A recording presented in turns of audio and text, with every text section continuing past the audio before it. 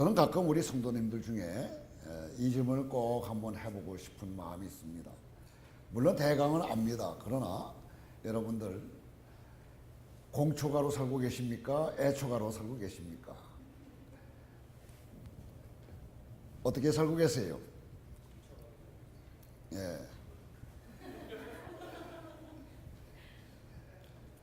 여기 공초가에 대한 우스운 이야기가 하나 있습니다.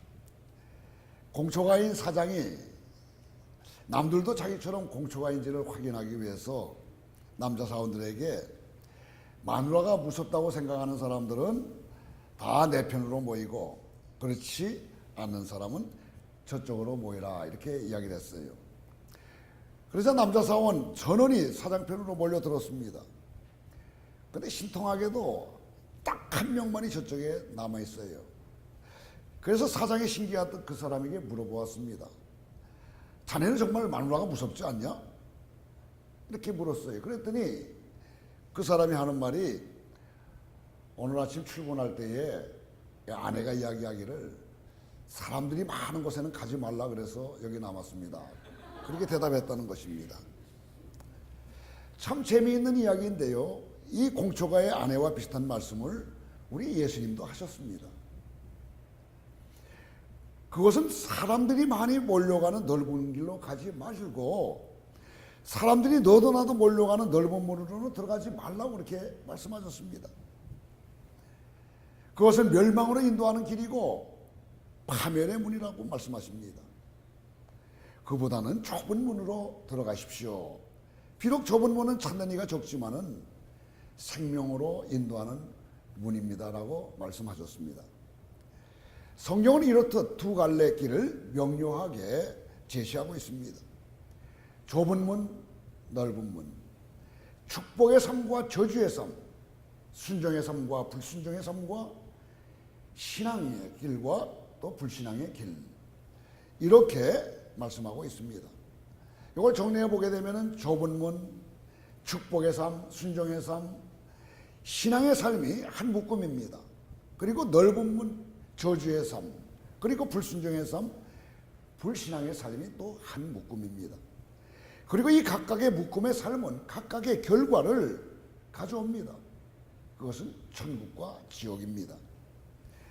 물론 좁은 문, 축복의 삶, 순종의 삶, 신앙의 삶의 결과가 천국이겠죠. 즉 하나님을 믿어서 그 말씀에 순종하는 삶은 비록 좁은 문으로 들어가는 삶이지만은 결국은 축복을 받지만은 하나님을 믿지 않아서 이 말씀에 그 말씀에 불순종하는 삶은 쉽고 편안한 삶, 넓은 문으로 들어가는 삶이라도 결국 저주를 받는다는 것입니다. 정말 너무나 명쾌한 구분이 아니겠습니까? 이 구분 앞에서는 복잡하고 다양해 보이는 인생의 문제가 간단히 풀려버립니다. 그래서 우리가 이 구분을 받아들일 때 우리의 삶 또한 단순해집니다. 그저 하나님 말씀 따라 살면 되는 것이죠. 유행 따라 갈 것도 없습니다. 눈치 볼 것도 전혀 없습니다. 그리고 우리 삶에 문제가 터지고 어려운 일들이 반복된다면 혹시 내가 불신앙으로 불순종하는 것이 없는가를 체크해 보시면 되는 것입니다. 그리고 나서 잘못된 일이 있다면 또 간단해요. 하나님께 나와서 회개하고 그분이 회복해 주실 것을 믿고 고백하면 되는 것입니다. 그런데 이렇게 분명하고 명쾌한 인생의 구분을 받아들일 때 한 가지 질문이 생깁니다. 그것은 이렇게 인생의 길이 분명한데 왜 많은 사람들은 복의 길이 아니라 저주의 길을 선택하느냐 하는 것이겠죠. 사람들은 누구나 할 것이 다 복받기를 원하십니다. 나이와 성별에 상관없이 화받기 원하는 사람은 아무도 없어요. 그런데도 사람들은 뻔히 보이는 저주의 길, 화의 길로 나아가길 주저하지 않습니다. 왜 그러겠습니까? 이런 질문에 대한 답이 이미 예수님께서 우리들에게 주신 것입니다. 마태복음 7장 13절, 14절 여기서 예수님은 말씀하시는데 같이 어떤 말씀을 하셨는지 우리 확인해 보도록 하겠습니다.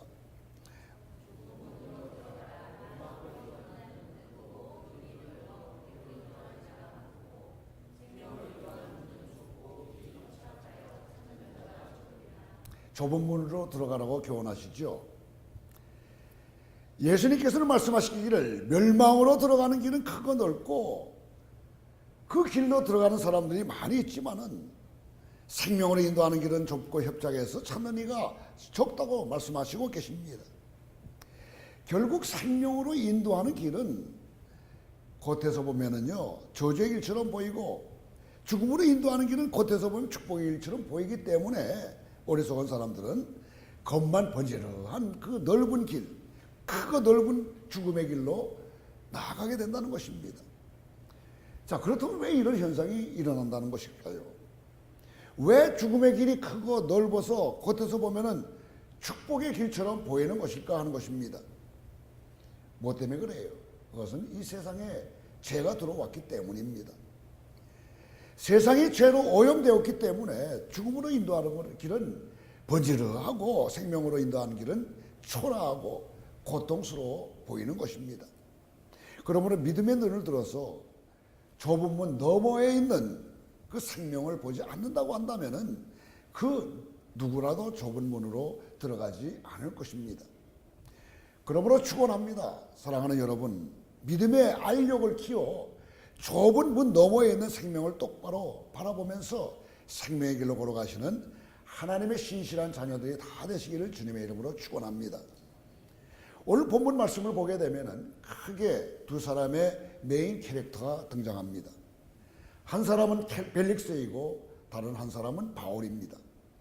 이들은 동시대를 산 사람들이지만은 서로 판이하게 다른 삶을 살았던 사람들입니다. 즉 한 사람은 죽음의 길을 걸었던 사람이고 다른 한 사람은 생명의 길을 걸어갔던 사람입니다. 그런데 이 두 사람이 오늘 본문에서 서로 만나게 됩니다. 우리는 이 두 사람이 걸었던 길을 보면서 지금 내가 어떤 길을 걸어가고 있는지를 체크하는 동시에 앞으로 내가 어떤 길을 걸어가야 할지를 더욱 분명하게 선택하며 나아가야 할 것입니다.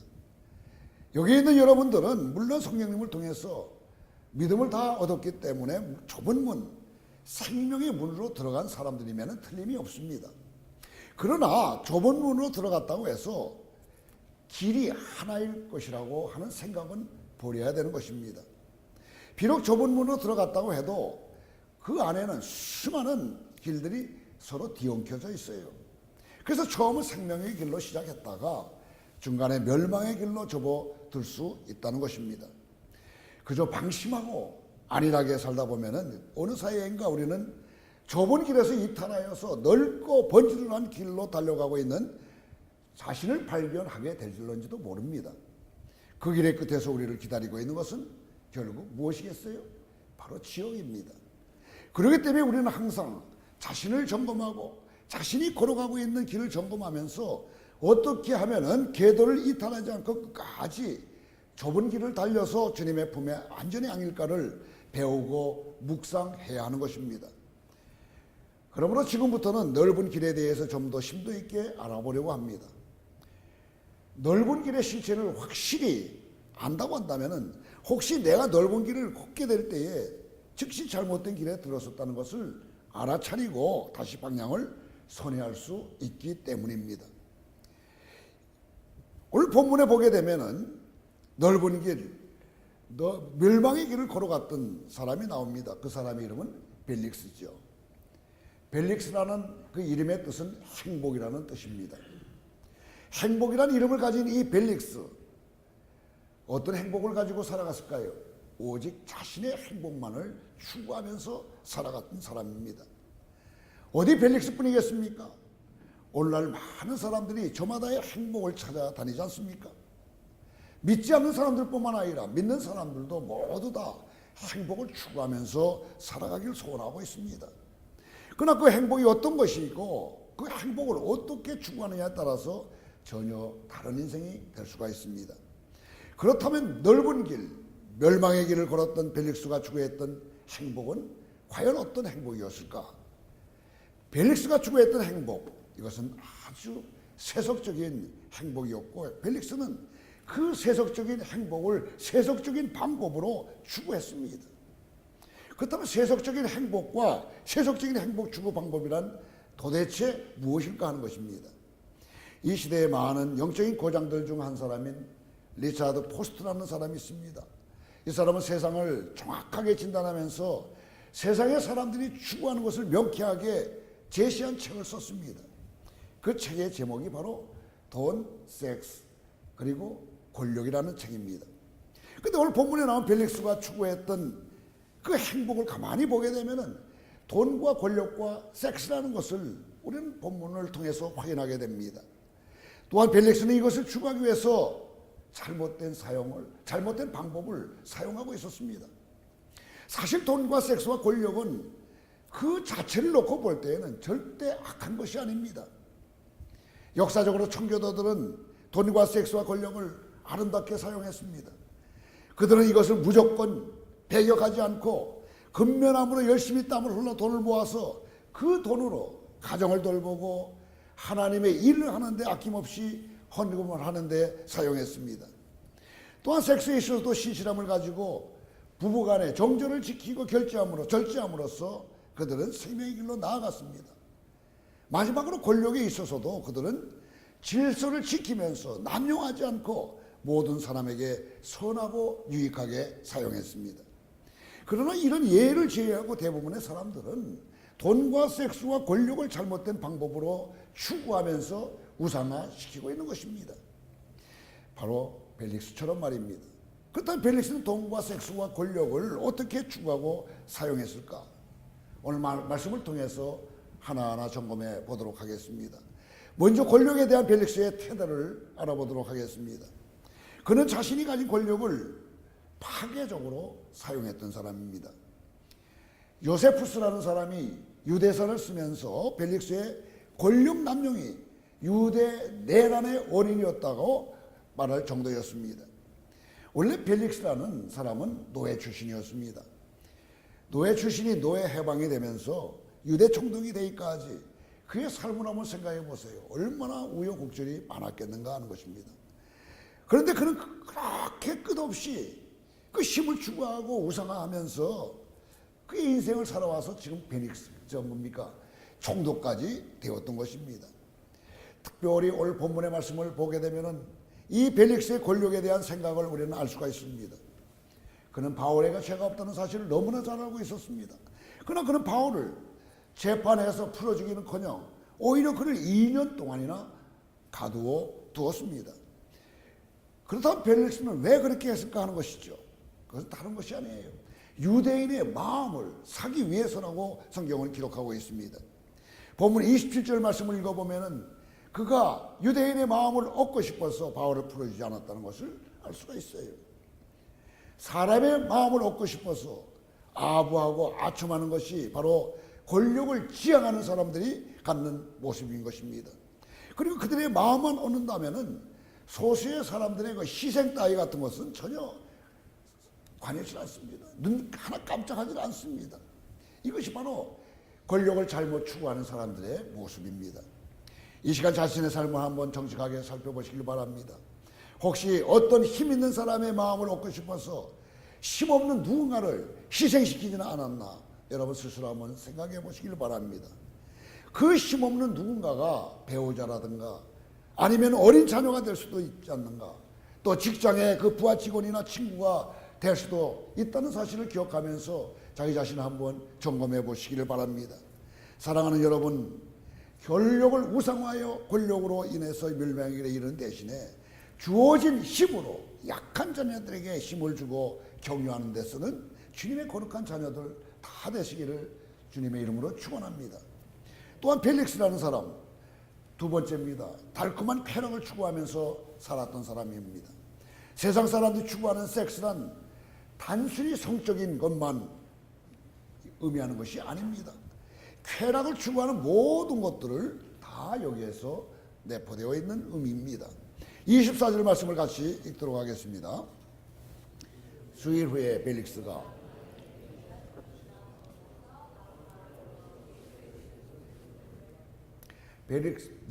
데리고 온 그 여자 두루실라는 벨릭스의 쾌락 추구적 삶을 단적으로 보여주는 증거라고 볼 수 있습니다. 원래 이 두루실라는 벨릭스의 부인이 아니었더랬습니다. 에메사 왕국의 왕의 부인이었습니다. 두루실라는 헤롯의 딸이에요. 그녀의 나이 21살 때 에메사의 왕과 정략적으로 결혼을 시킵니다. 그때 어떤 예언자가 말하기를 왕에게서 이 여인을 뺏어가는 자는 불 가운데 멸망할 것이라는 예언을 했습니다. 그런데 벨릭스가 유대의 총독으로 부임하게 되었어요. 그리고 그런 절차에 따라서 주변의 나라를 순방하기 시작했습니다. 그때 그런 에메사 왕궁에 갔다가 두루실라를 만나게 된 거예요. 그들은 보자마자 서로 눈이 맞았습니다. 하지만 벨릭스는 예언자의 저주 때문에 이 두루실라를 빼앗아오는 것을 망설였습니다. 그러나 그는 결국 쾌락의 노예로서 머리를 굴려서 두루실라를 이혼시킵니다. 그리고 나서 그 여인을 데려오는 거예요. 결국 뭡니까? 편법을 써서 자신의 쾌락을 만족시키기 위한 그러한 방법을 선택했던 것입니다. 여러분, 여러분의 요즘 생활을 한번 돌아보시길 바랍니다. 나는 혹시 쾌락을 위해서 교묘하게 합리화하고 편법을 쓰고 있지는 않는지 말입니다. 지나치게 많은 시간을 이 드라마라든가 또 지나치게 많은 시간을 인터넷이라든가 게임을 하는 데 쓴다든지 아니면 지나치게 많은 돈을 쇼핑하는 데 쓰는 일이 있다면 그런 것 또한 전부 다 자기의 쾌락을 위해서 사용하는 것이라고 볼 수 있습니다. 그런데 이러한 것들을 하면서 기분 전환으로 그렇게 한다고 하는 사람들이 많이 있다는 것입니다. 여러분, 주님 안에서 자신을 언제나 살펴볼 수 있어야 됩니다. 그리고 쾌락을 추구하는 그런 열정이 내 앞에 있는가, 내 안에 있는가, 언제나 점검하면서 주님 앞에 다 내려놓고 다시금 주님의 말씀에 따라서 순종하면서 살기로 작정하는 우리 모두가 되어야 되지 않겠습니까? 이것이 바로 믿음의 사람들이 가야 할 길이기 때문인 것입니다. 저는 여러분들이 예수를 잘 믿으시면서 그러한 것들을 배제하면서 언제나 기쁨과 감사 속에서 행복한 삶을 추구하기를 간절히 소원합니다. 그렇게 될 때 결국은 행복하기 때문에 그런 거예요. 여러분, 좁은 길 가는 것이 힘들고 어렵게 보이지만은 그것이 살 길인 것입니다. 넓은 길은 번지르하게 보일지 모르겠지만은 그 길은 가면 갈수록 그냥 타고타고 하면서 자기 자신을 만족치를 못하기 때문에 더 큰 것들을 요구하는 안타까움 속에 빠지게 돼요. 그래서 결국은 어떻게 되느냐? 실망하고 좌절하고 불행 속에 빠지게 되기 때문인 것입니다. 마지막으로 세 번째입니다. 벨릭스의 돈에 대한 추구는 그 어떤 것보다도 강한 것이었습니다. 돈을 추구하고 돈을 우상하는 사람들의 특징은 돈을 계속해서 모으고 또 모으기를 원한다는 것입니다. 더 많은 돈을 모으기 위해서 그들은 무슨 짓이든지 다 하는 것입니다. 우리 24장 26절을 같이 읽습니다.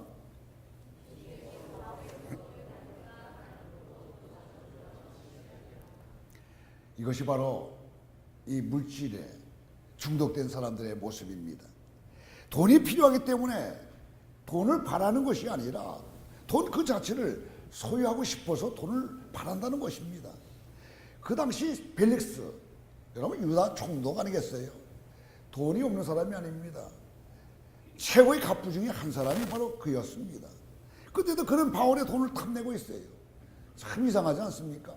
바울은 지금은 죄수의 입장에 있는 사람이에요. 죄수한테 무슨 돈이 있겠습니까? 오히려 벼룩이 간을 빼먹는 게 낫지 않겠어요? 그런데 이 벨릭스는 이 바울에 있는 그 어떤 무엇을 정보를 얻은 것 같아요. 예루살렘에 있으면서 로마로 이제 가기를 원하지 않았습니까? 그래서 그 마음을 읽은 성도님들이 그에게 많은 도네이션을 한 것 같아요. 이 사실을 이 벨릭스가 알았던 것 같습니다. 그래서 그가 갖고 있는 돈 어떻게 하면 뺏을까? 그래서 이제 그를 주시하면서 계속해서 접근하고 있었다는 것입니다.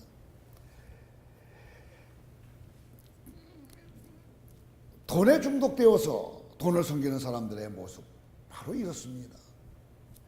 돈 자체가 신이 되어서 어떻게든 돈을 많이 소유하고 싶어하는 것입니다.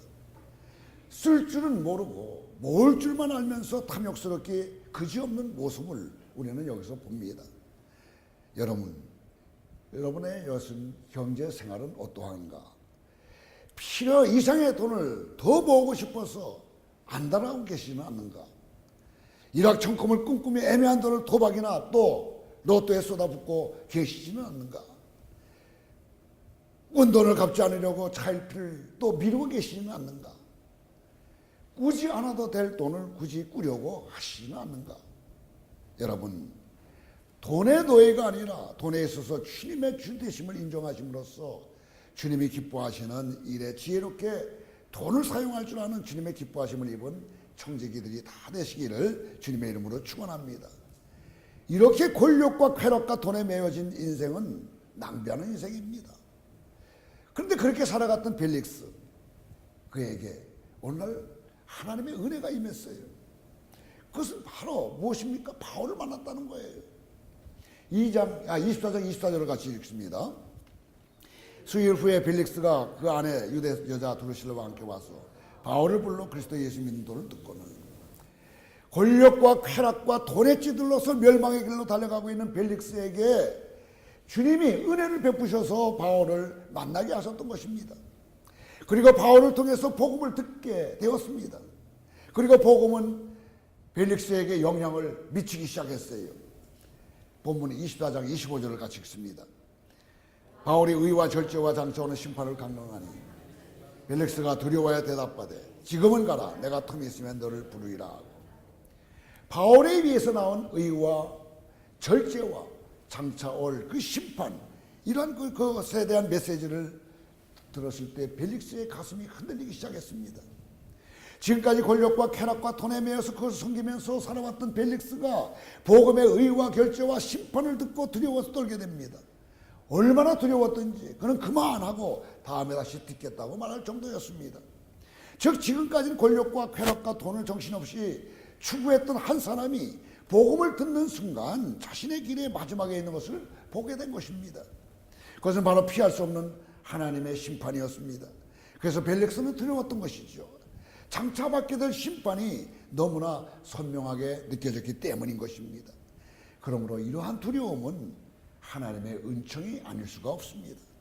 두려움을 매개로 얼마든지 하나님 앞에 자복하고 회개하여서 이전의 모든 삶에서 돌이켜서 하나님을 섬기는 생명의 삶으로 선회할 수 있기 때문인 것입니다.